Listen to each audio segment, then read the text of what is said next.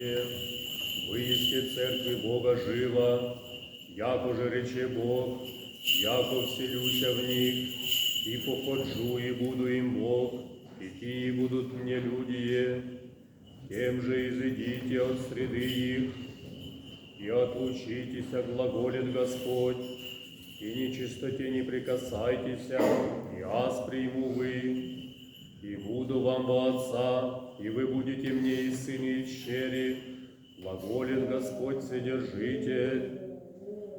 Сицева имущее обетование, а возлюбленнее очистим себе от всякой скверны плоти и духа, творящей святыни в страсти Божией.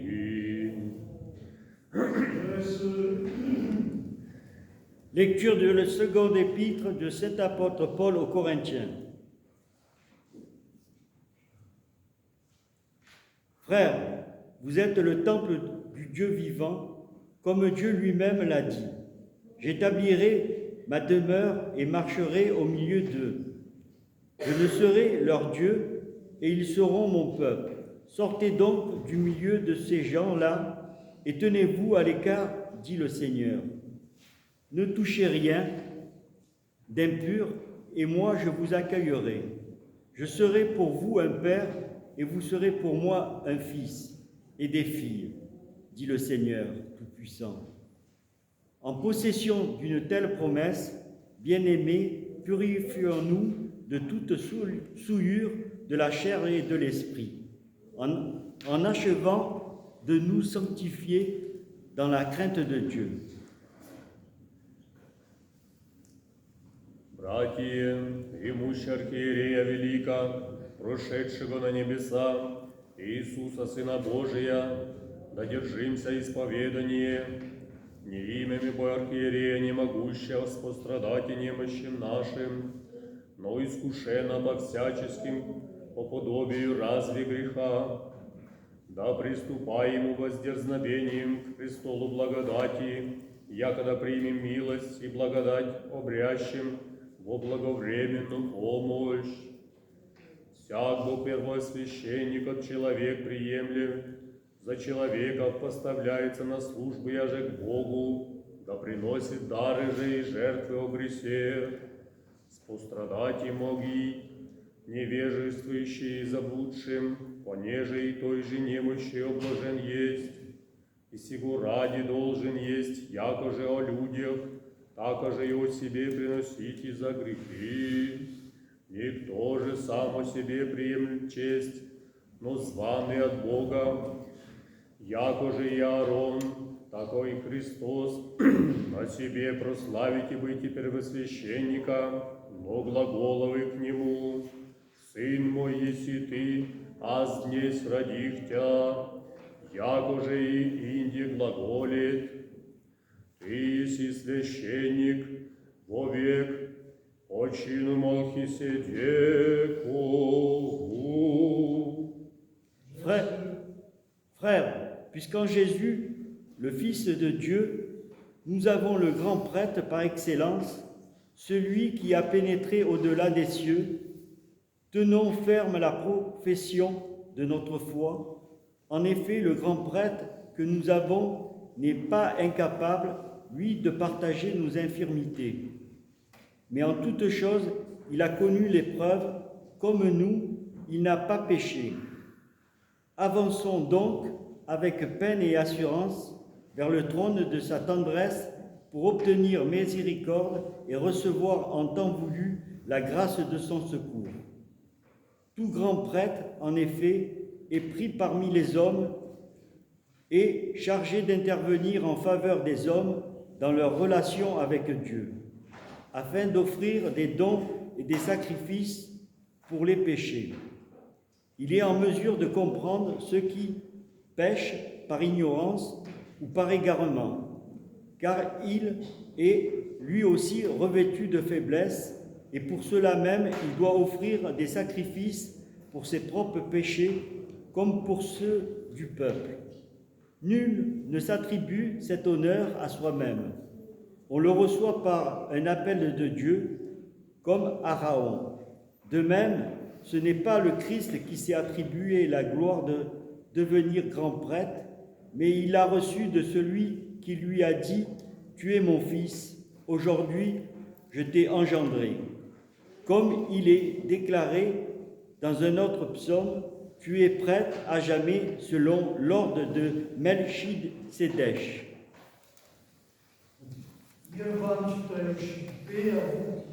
И Духу и Твоему. Аллилуйя, глас восьмый, придите, возрадуемся Господеви, воскликнем Богу Спасителю нашему. Tournons-nous droit pour écouter la lecture du Saint-Évangile. Paix à tous.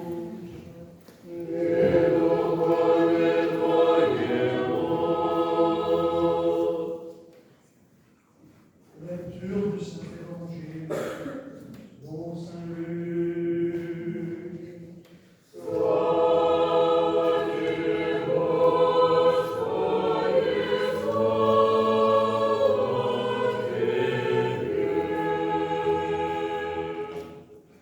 Soyons attentifs.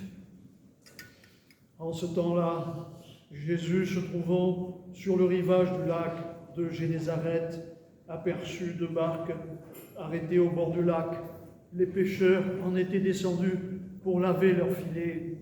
Il monta dans l'une des barques qui appartenait à Simon et le pria de s'éloigner un peu du rivage. Puis il s'assit et de la barque il enseignait la foule. Quand il eut fini de parler, il dit à Simon « Pousse au large et jetez les filets pour prendre du poisson. » Simon lui répondit « Maître, nous avons peiné toute la nuit sans rien prendre, mais sur ta parole, je vais jeter le filet. » Ce qu'ayant fait, ils prirent une si grande quantité de poissons que leurs filets se rompaient.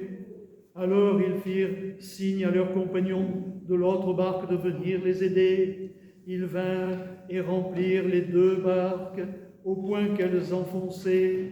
Voyant cela, Simon-Pierre se jeta aux genoux de Jésus et lui dit « Seigneur, éloigne-toi de moi, car je suis un homme pécheur. » Car l'épouvante l'avait saisi, lui et tous ses compagnons, à cause de la pêche qu'ils avaient faite.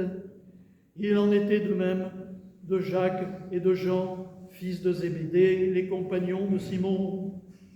Alors Jésus dit à Simon, « Ne crains pas, désormais ce sont des hommes que tu prendras. » Et quand ils eurent ramené leur barque au rivage, ils laissèrent tout et le suivirent.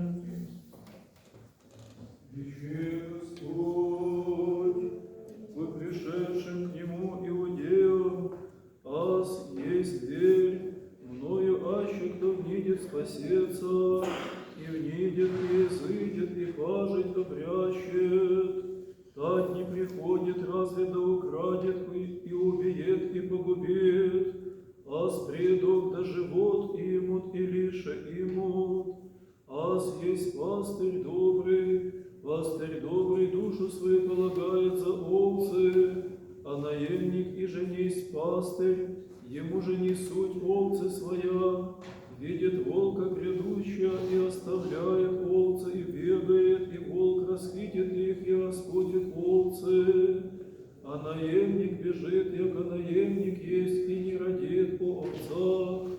Аз есть пастырь добрый, и знаю моя, и знают мя моя, яко же знает мя Отец, и аз знаю Отца, и душу мою полагаю за овцы, и ины овцы имам, я же не суть от двора сего, и ты ми подобает привести, и глас мой услышат, и будет едино стадо, и един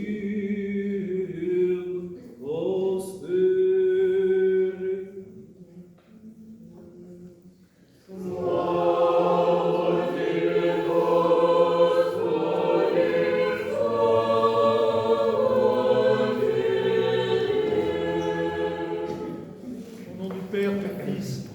Saint-Esprit, amis. Chers frères et sœurs, aujourd'hui, Nous avons entendu les épîtres de notre cher Père Paul, qui, comme d'habitude, nous enseigne à nous séparer du monde. À nous séparer du monde, ça ne veut pas dire aller vivre comme des moines. Le choix est possible, choisir la voie monastique et s'éloigner du monde et aller vivre dans un monastère ou dans un skit, une cellule, au bout de la fin de la montagne, dans la nature. Le choix est possible, bien sûr, mais se séparer du monde, ça ne veut pas dire que ça. On peut vivre dans le monde et être séparé de ce monde.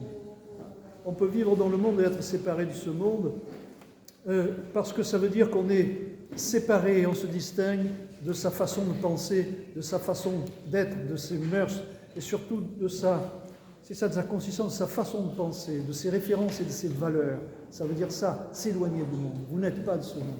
Alors, Saint Paul nous exhorte en fait à changer de paradigme. Si nous souhaitons effectivement de tout notre cœur, comme nous le disons chaque fois que nous récitons notre Père, Seigneur, que ton règne vienne, Otche nasz, que ton règne vienne, alors nous devons être en conformité avec ce royaume des cieux, pour le recevoir et pour vivre dans ce royaume des cieux, avec le Seigneur Jésus, notre Dieu. Et pour cela, il faut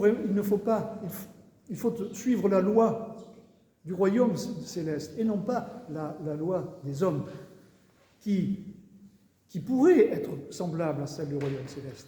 Et lorsque la loi des hommes sera semblable à celle du royaume céleste, alors le royaume de Dieu sera parmi nous, ici-bas, avec nous.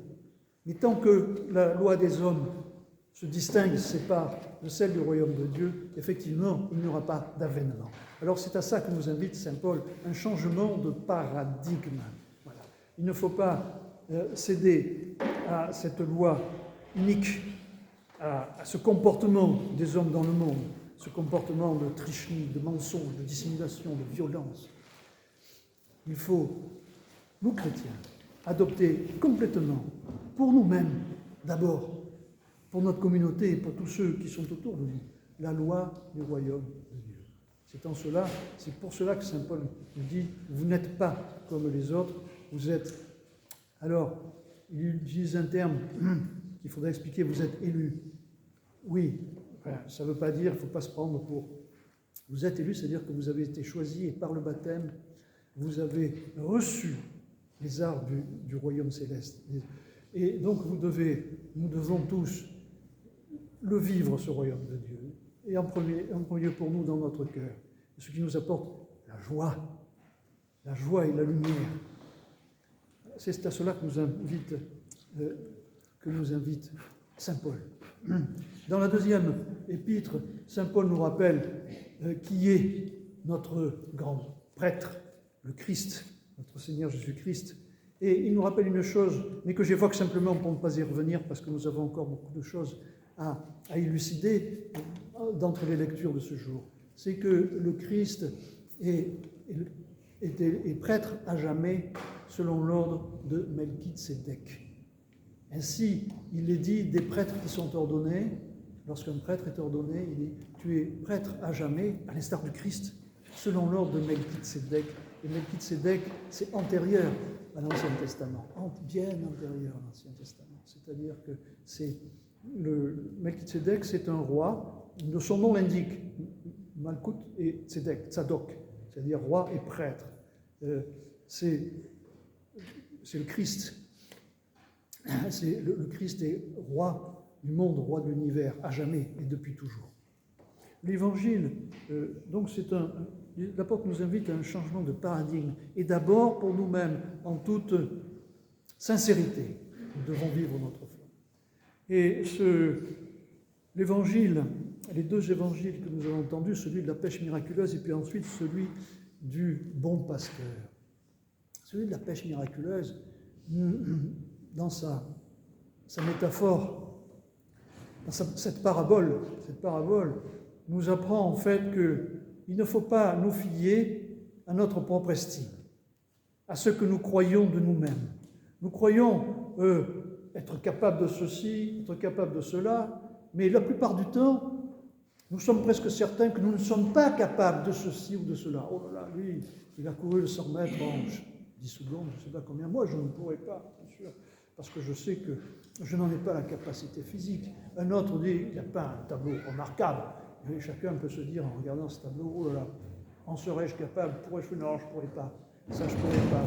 Et devant le spectacle, l'observation, la vision de ce que certains font dans le monde, autour de nous, à notre époque, et puis en lisant des livres d'histoire ou le récit de la vie des saints, le récit de nos saints-pères, chacun se dit, oh là là, j'en serais pas capable de vivre en moine, en ermite, vivre une telle vie de sainteté, j'en serais pas capable, c'est pas pour moi. Et même si on le prend en connaissance, comme un savoir, on se dit en soi-même, c'est pas pour moi.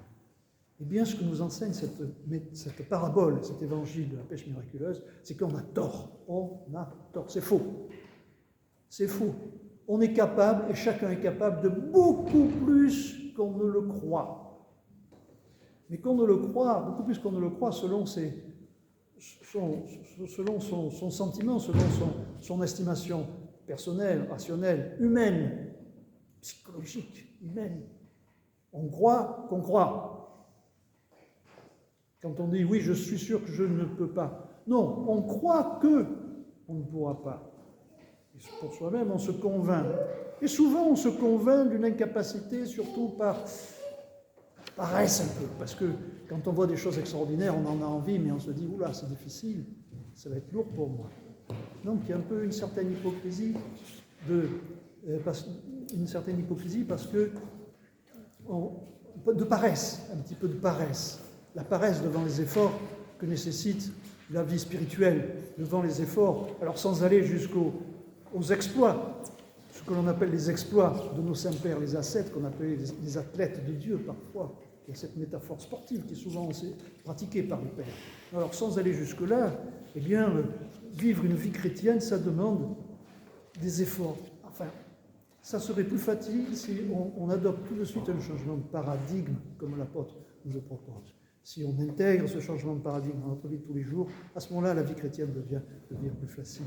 Donc ce que nous enseigne cette parabole, ce que nous dit cette parabole, pour que nous n'ayons plus peur de notre ombre, c'est que qui que tu sois, même si tu penses n'avoir aucune capacité, même si comme Simon tu es un pécheur illettré, inculte, qui n'a jamais rien fait que pécher de toute sa vie, bien même si tu es cela, tu pourras faire de grandes choses. Tu pourras faire de très grandes choses pour l'avènement du royaume de Dieu. Mais ces choses-là ne réussiront jamais si tu les fais par toi-même. Si tu les fais, ces choses-là, en écoutant la parole, en écoutant le Christ, en obéissant, en écoutant. Alors je dis obéissant en français, mais en russe on sait que c'est слушать. Et alors à ce moment-là, tu pourras faire de très grandes choses et beaucoup plus que ce dont tu te pensais capable. C'est ça, la pêche miraculeuse. Dans cette pêche miraculeuse, il y a aussi l'aspect de la profusion des poissons. Et oui, au lieu de pêcher un poisson, comme tu penses arriver à convaincre un ami lors d'une discussion du bien fondé, de ta certitude, de ta foi, etc. Là, au lieu d'un, ça sera 1000 d'un coup. C'est-à-dire, c'est la profusion. C'est la floraison, c'est la fécondité qui est promise par cette parabole, au-delà des limites de tout ce que notre raison humaine et psychologie aurait pu penser ou supposer. Alors c'est ça que nous enseigne cette parabole. Il ne faut pas avoir peur. On le répète tout le temps, il ne faut pas avoir peur. Il ne faut pas avoir peur de l'ennemi ou de ce qu'on croit l'ennemi. Il ne faut pas avoir peur de son ombre, il ne faut pas avoir peur de soi-même. Il ne faut pas avoir peur de soi-même. Parce que le fond de toutes nos peurs, j'ouvre une parenthèse aussitôt fermée, certains pères le disent, le fond de toutes nos peurs, peur de l'autre, essentiellement. Eh bien, le fond de toutes nos peurs, elle réside en fait dans la peur de soi-même, la peur de se connaître, la peur de connaître ses vraies capacités, la peur de se connaître, la peur de connaître Dieu qui est en nous. C'est cette peur-là qui est à l'origine de toutes nos peurs humaines. Alors il faut vaincre vaincre cette peur-là. N'ayez pas peur. À partir du moment où nous sommes avec le Christ lui-même qui est prêtre à jamais selon l'ordre de Melchizedek. Melchizedek, le Christ du royaume des cieux, est avec nous. Il ne faut pas avoir peur. Un dernier mot sur l'évangile du bon samaritain pour rappeler une consigne. Rappeler une consigne, explication. La parabole du bon samaritain nous dit, le Christ dit à ses disciples et à ses apôtres, mais je n'ai pas que ce troupeau-là, le vôtre. Je n'ai pas que ce troupeau-là, j'ai beaucoup d'autres troupeaux dont il faut que je m'occupe. Mais quel troupeau, il ne le dit pas. En tout cas, il dit bien, ce sont d'autres troupeaux. Ce n'est pas Israël, ce n'est pas ce peuple-là. Le Christ, maître du monde, roi du monde et de l'univers, est tout-puissant partout chez lui. Et il a d'autres troupeaux à mener.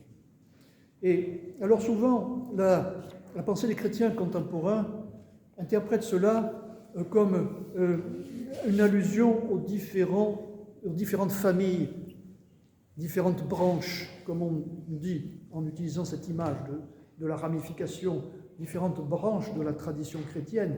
Souvent, les chrétiens aujourd'hui pensent à ça, que le Christ fait allusion aux différentes branches de la tradition chrétienne et qu'il appelle à un rassemblement de ces branches dans l'unité. Non, c'est pas ça.